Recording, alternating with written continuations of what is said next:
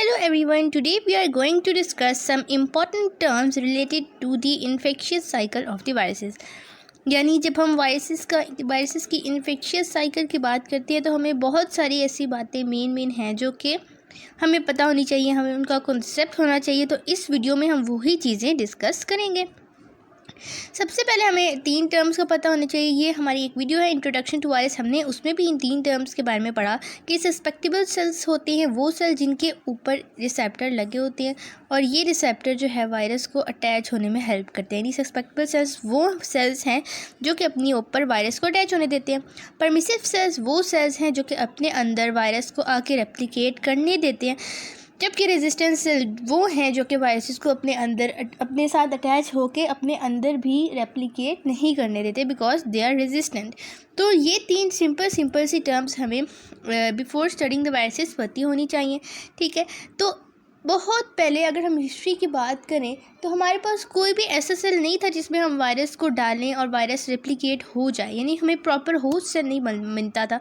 तो जो फर्स्ट हमारे पास था ना एनिमल, फर्स्ट जो होस्ट सेल यानी ऐसा सेल जिसमें वायरस रेप्लिकेट हो सके वो हमारे एनिमल सेल्स थे। तो हमने क्या किया था कि साइंटिस्ट ने जो थे वो एग्स लिए थे, कुछ एम्ब्रियोनिक एग्स लिए थे और उनमें उन्होंने एक नीडल से सुराख किया। ठीक है, उनके पास कुछ स्पेशल मशीन्स थी, उन्होंने एग में एक होल से करके फिर उसमें जो था वायरसेस को इंजेक्ट किया, उनको इंक्यूबेट किया और फिर उन्होंने इसका पूरा रेप्लिकेशन साइकिल स्टडी आउट किया था। ठीक है, तो ये जो 3 साइंटिस्ट थे Enders Weller and Robbins, they performed an experiment to grow the polio viruses in the human culture. कि ये साइंटिस्ट थे, उन्होंने पहली बार पोलियो वायरसेस को ह्यूमन कल्चर में ग्रो किया था। तो इन साइंटिस्ट ने पोलियो वायरसेस को सबसे पहले ह्यूमन कल्चर में डाला था, तो उसके लिए उन्हें नोबेल प्राइज़ 1954 में मिला था। तो हमने और जो फर्स्ट वैक्सीन थी वायरसेस के अगेंस्ट वो भी 1954 में ही आई थी। उसके बाद हमें साइटोपैथेटिक इफ़ेक्ट्स का पता होना चाहिए कि जब एक वायरस एक होस्ट पर एक्ट करता है, एक होस्ट पर अटैक करता है, तो होस्ट के अंदर कुछ चेंजेस आ जाते हैं, उसका स्ट्रक्चर जो है वो बर्बाद हो जाती है, उसका जो भी उसके अंदर जियोमिक सिस्टम है उसके अंदर जो भी चेंजेस आते हैं वायरस के अटैक की वजह से, उन इफ़ेक्ट्स को हम कहते हैं साइटोपैथेटिक इफ़ेक्ट्स।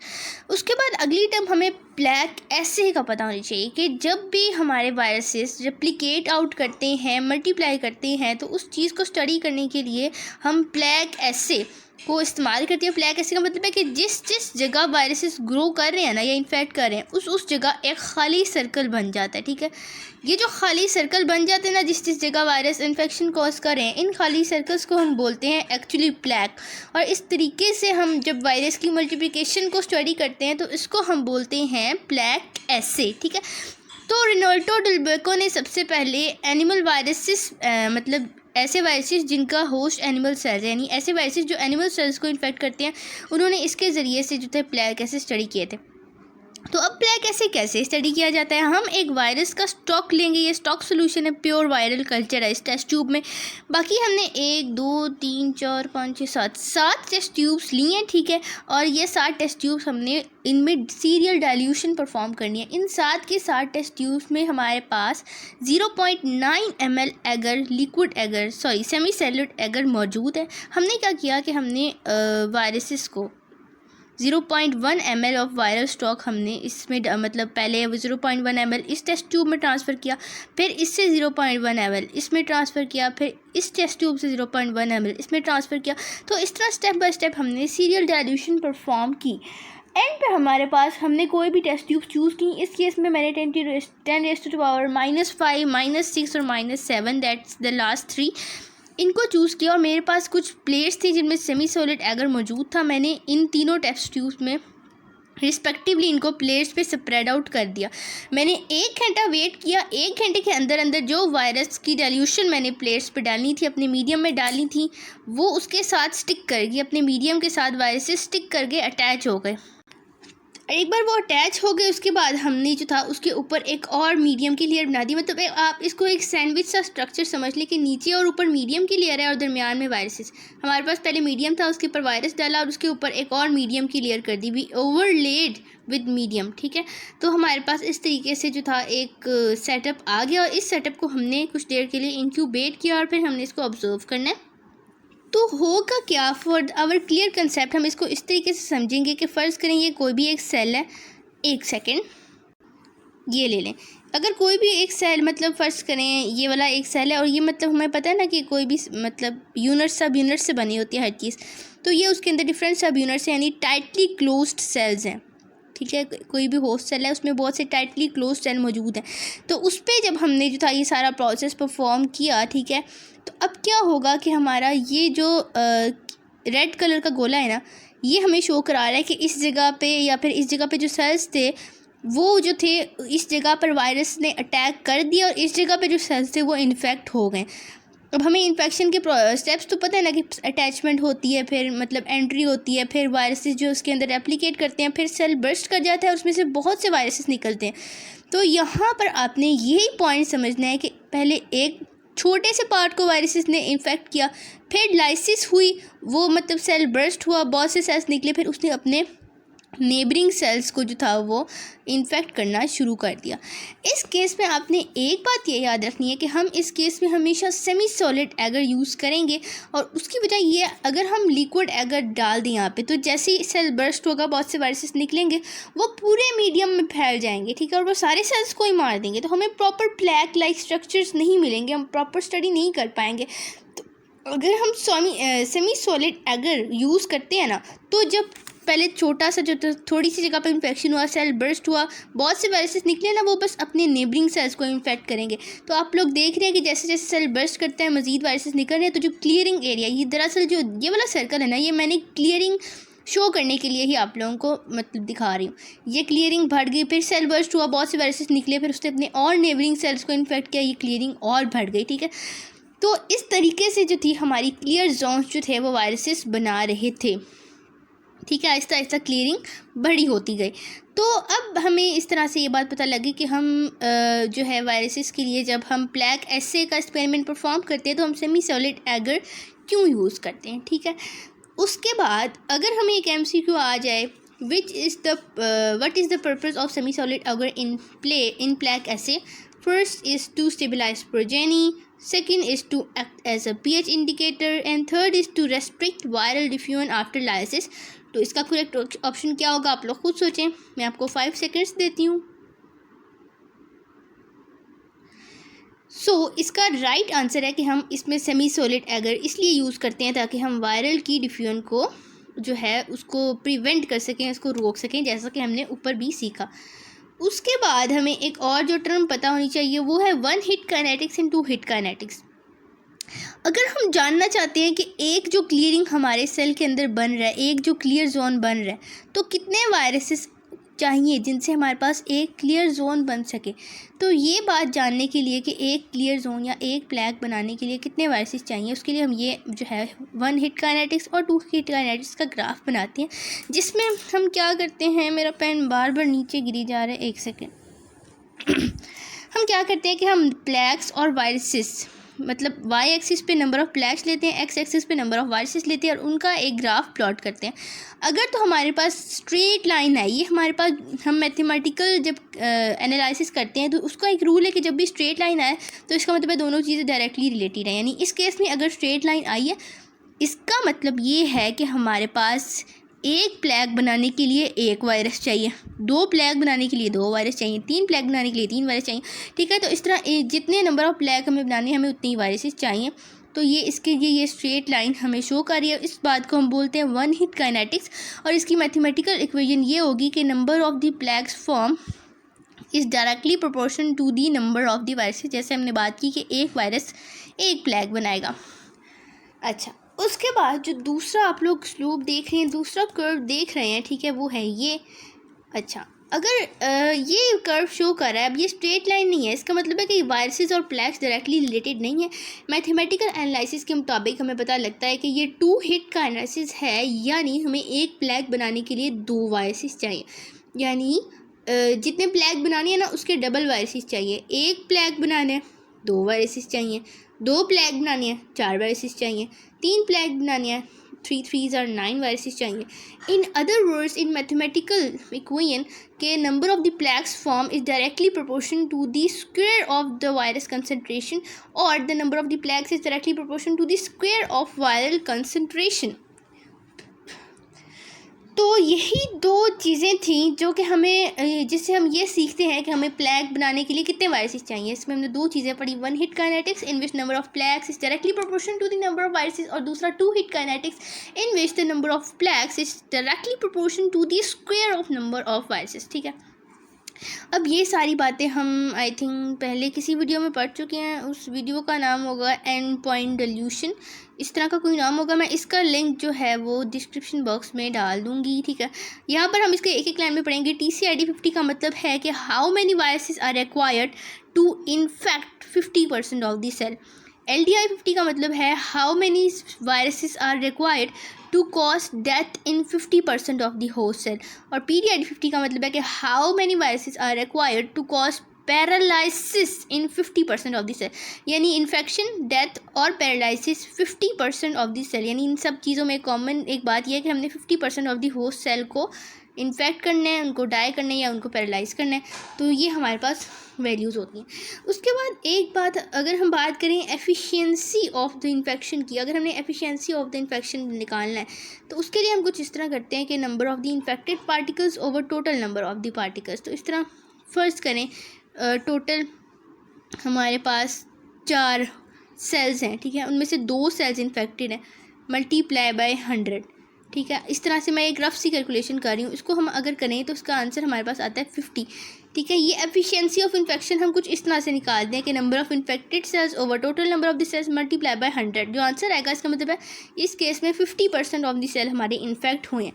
इस एफिशिएंसी की अगर हम अपोजिट लें, यानी इसमें हम ले रहे हैं number of infected cells over total number of the cells, अगर हम इसका अपोजिट कर दें कि टोटल नंबर ऑफ सेल्स ऊपर है और नीचे जो है वो इन्फेक्टेड सेल्स है, उस चीज़ को हम कहते हैं पार्टिकल टू PFU रेशो. ठीक है, यानी ऊपर टोटल नंबर ऑफ पार्टिकल्स है और नीचे जो है इन्फेक्टेड पार्टिकल्स हैं, PFU यानी प्लैक फॉर्मिंग यूनिट्स. जाहिर है वही वायरसेस प्लैक फॉर्म करेंगे ना जो इन्फेक्शन कॉज करें, क्योंकि हमने सीखा है कि क्लियर जोन तब बनता है जब, क्लियर जोन का मतलब है कि उस जगह वायरस इन्फेक्शन कॉज कर रहे हैं. ठीक है, तो पार्टिकल टू PFU रेशो अगर बहुत ज़्यादा है, पार्टिकल टू PFU रेशो अगर बहुत ज़्यादा है, इसका मतलब है कि ये जो ऊपर वाली चीज़ है इसकी वैल्यू ज़्यादा है.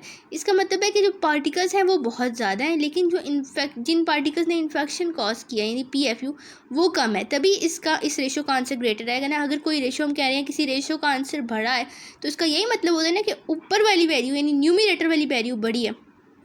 तो अगर हमारी पार्टिकल टू PFU रेशो बड़ी है, इसका मतलब है कि जितने टोटल नंबर ऑफ वायरसेस हैं वो उन सारों ने इन्फेक्शन कॉज नहीं किया, उनमें से कुछ ने इन्फेक्शन कॉज किया, कुछ ने नहीं किया. दैट मीन्स इस बात से हम रिजल्ट निकालते हैं कि not all the cells are infectious. यानी जब हम वायरसेस को किसी होस्ट सेल में डालते हैं ताकि वो अटैक करें तो सारे, ज़रूरी नहीं है कि सारे सेल्स ही इन्फेक्शन कॉज करें, हो सकता है कुछ कॉज करें कुछ ना करें. ठीक है, ये भी पॉसिबल है कि अगर हमने 100 वायरसेस डाले हैं तो पॉसिबल है कि उसमें से सिर्फ एक पार्टिकल जो है वो इन्फेक्शन को इनिशिएट कर दे. अगर हम जानना चाहें कि इस बात की क्या वजह हो सकती है कि कोई वायरस इन्फेक्शन कॉज नहीं करा, तो इसकी वजह आमतौर पे या तो होती है उसमें कोई डैमेज होता है, या फिर उसके अंदर कोई म्यूटेशन होती है, या फिर उसका कोई इन्फेक्शियस साइकिल यानी वो तरीका जिससे उसने रेप्लिकेट करना है वो बहुत ज़्यादा कॉम्प्लेक्स होता है. ठीक है, तो आमतौर पे डैमेज, म्यूटेशन और कॉम्प्लेक्स इन्फेक्शियस साइकिल की ही वजह से कोई वायरस इन्फेक्शन कॉज नहीं कर पाता. ओके, अब हमें यहाँ एक MCQ देख लेते हैं. अब पार्टिकल यानी the term particle in particle to PFU ratio shows, यानी ये जो पार्टिकल टू PFU रेशो है इसमें पार्टिकल का क्या मतलब है? Infectious particle, non infectious particle, both infectious and non infectious particle. हमें पता है इस रेशो में जो पार्टिकल है उसको हमने लिया कि टोटल नंबर, हम कितने टोटल नंबर ऑफ वायरसेस डाल रहे हैं. ज़रूरी नहीं है कि वो सारे ही इन्फेक्शियस हों, हमने अभी डिस्कस किया. तो इसका मतलब है कि पार्टिकल टू PFU रेशो में जो पार्टिकल है वो शो कर रहा है बोथ. इसका आंसर ये होगा infectious and non infectious particles. उसके बाद हमने जो वीडियो एक MOI मल्टीप्लिसिटी ऑफ इन्फेक्शन पे बनाई थी, वन स्टेप ग्रोथ कर्व पे बनाई थी ना, उसमें हमने एक टर्म डिस्कस की थी MOI, और हमने इसका मतलब मल्टीप्लिसिटी ऑफ इन्फेक्शन हमने सीखा था कि अगर मल्टीप्लिसिटी ऑफ इन्फेक्शन 10 है तो इसका ये मतलब नहीं है कि एक सेल को इन्फेक्ट होने के लिए 10 वायरसेस चाहिए. क्यों? क्योंकि हम 10 बकेट्स रखें, उसमें 10 बॉल्स एक ही बार उनको फेंकें, तो ज़रूरी नहीं है कि हर बकेट में एक बॉल जाए। पॉसिबल है कि कुछ बॉल्स बाहर गिर जाएं, कुछ बॉल्स अंदर जाएं। तो इसलिए किसी भी वायरस का MOI 10 होने का मतलब है कि उसमें हम 10 एक मतलब जो मीडियम है, होस्ट सेल का मीडियम है, उसमें हम 10 वायरसेस ऐड करें, ठीक है। लेकिन ये नहीं हम कहेंगे कि जो होस्ट सेल है उसके अंदर 10 वायरसेस जा रहे हैं, क्योंकि हो सकता है कि कुछ 10 में से कुछ बाहर गिर जाएँ, कुछ सेल के अंदर जाएं, ठीक है। तो 10 का मल्टीप्लिसिटी ऑफ इन्फेक्शन का मतलब है कि 10 सेल्स जो है हम ऐड अप कर रहे हैं फॉर द इन्फेक्शन, ठीक है। हर सेल का हमें नहीं पता कि हर सेल के अंदर कितने जा रहे हैं। जैसे कि बकेट के केस में हमें हर बकेट में श्योर नहीं होता कि हर बकेट में कितने बॉल जा रहे हैं और जा भी रहे हैं कि नहीं। आई होप कि ये वाला पॉइंट आप लोग अंडरस्टैंड कर रहे होंगे। तो अगर हमसे पूछा जाए कि अगर किसी वायरल का MOI मल्टीप्लिसिटी ऑफ इन्फेक्शन 10 है, तो वो कौन सा ग्रोथ कर्व शो करेगा। हमने 2 ग्रोथ कर्व पढ़े थे। मैं ना 1 स्टेप ग्रोथ कर्व वाले का लिंक भी इस डिस्क्रिप्शन बॉक्स में डाल दूँगी, ठीक है।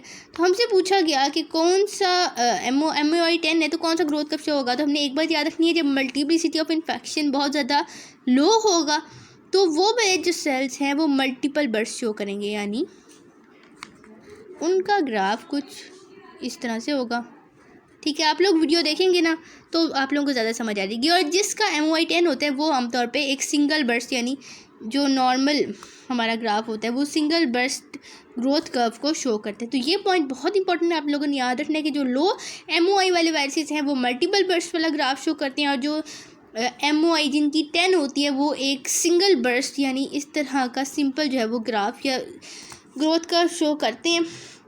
उसके बाद हमने एक और वीडियो एलाइजा की, इसकी भी एक और वीडियो बनाई हुई है। इधर मैंने एक पॉइंट डाल दिया ताकि आप लोगों को अंदाज़ा हो कि ये जो पॉइंट है वो इन्फेक्शियस साइकिल से रिलेटेड होती है, कि जब हम इन्फेक्शियस साइकिल पढ़ते हैं। तो अब यहाँ पर एलाइजा एक ऐसी टेक्निक है, एंजाइम लिंक्ड इम्यूनोसॉर्बेंट एसे, ठीक है, एंटीबॉडी एसिड। इसमें हमने क्या करना है, इसमें हम 2 चीज़ें कर सकते हैं, या तो हम प्रोटीन को डिटेक्ट कर लें या हम एंटीबॉडी को डिटेक्ट कर लें। तो अगर हमने प्रोटीन्स को डिटेक्ट करना है तो हमारी एक स्पॉट है, और स्पॉट के ऊपर हम एक स्पेसिफिक एंटीजन लगा देते हैं। फिर हम कोई भी मतलब ब्लड सैंपल है, कोई भी सैंपल है, वो सैंपल हमने डाला, अगर तो उस सैंपल में एंटीजन है ना, या जो प्रोटीन हम डिटेक्ट करना चाह रहे हैं, अगर उस सैंपल में वो प्रोटीन है तो वो आके यहाँ अटैच हो जाएगी। फिर हम एक और एंटीबॉडी डालेंगे, वो एंटीबॉडी एक एंजाइम या एक इंडिकेटर के साथ जुड़ी होगी। तो जब वो इसमें आएगी ना, तो अगर ये एंटीजन प्रेजेंट है तो वो इसके अगेंस्ट, इसकी उल्टी साइड पे जुड़ जाएगी और एक कलर हमें देगी, जिससे हमें पता लगेगा कि हाँ इस सैंपल में प्रोटीन मौजूद है। और अगर हम एंटीबॉडी किसी सैंपल में देखना चाह रहे हैं कि है कि नहीं, तो हमारे पास एक स्पॉट होगी जिस पे एक एंटीजन ऑलरेडी लगा हुआ है, ठीक है। और फिर हम सैंपल डालेंगे जिसमें हमने देखना एंटीबॉडी है नहीं, सैंपल डाला तो अगर तो उसमें एंटीबॉडी है तो वो इस एंटीजन के ऊपर आके जुड़ जाएगी। फिर हम एक और एंटीबॉडी डालेंगे जो कि हमें पता है हमारी रिक्वायर्ड एंटीबॉडी, जिसको हम डिटेक्ट करना चाहते हैं, उसके साथ जुड़ने के काबिल है, वो डालेंगे एक इंडिकेटर के साथ, वो भी अटैच होगी। तो वो जब अंदर आएगी, अगर वो देखेगी कि हाँ मेरे साथ वाली एंटीबॉडी, मेरी साथी एंटीबॉडी मौजूद है, वो उसके साथ जुड़ के हमें एक कलर देगी, तो हमें पता लग जाएगा कि हाँ इस पर हमारी डिज़ायर्ड एंटीबॉडी मौजूद है। तो हम एलाइजा टेक्निक को प्रोटीन्स और एंटीबॉडी दोनों डिटेक्ट करने के लिए इस्तेमाल कर सकते हैं। मैं 1 स्टेप ग्रोथ कर्व और एलाइजा दोनों के जो हैं लिंक्स वो इस डिस्क्रिप्शन बॉक्स में डाल दूँगी। आप लोग वहाँ जाके वीडियो देखेंगे, एलाइजा की वीडियो देखेंगे, 1 स्टेप ग्रोथ कर्व की वीडियो देखेंगे ना, तो आप लोगों को ये चीज़ें ज़्यादा अच्छे तरीके से समझ आ जाएंगी। सो आज हमने जस्ट इम्पॉर्टेंट टर्म्स डिस्कस की। तो एक सेकेंड रुक जाएं, अभी ना जाएं, थोड़ा ऊपर आए, राइट साइड पे मुड़ें, ये थंब वाला बटन दबा दिया करें, कुछ नहीं हो जाता अगर दबा देंगे तो। कमेंट भी कर दिया करें एक अच्छा सा, कोई मेरा दिल खुश हो जाए, मुझे भी लगे मेरा भी यूट्यूब चैनल चल रहा है। ओके, आई होप कि आज के कॉन्सेप्ट्स और सारी चीज़ें आप लोगों को अच्छे तरीके से समझ आ गई होंगी। अगर आ गई हैं तो कमेंट्स में अपने ख्यालात का इजहार ज़रूर कीजिएगा। थैंक यू, अल्लाह हाफिज़।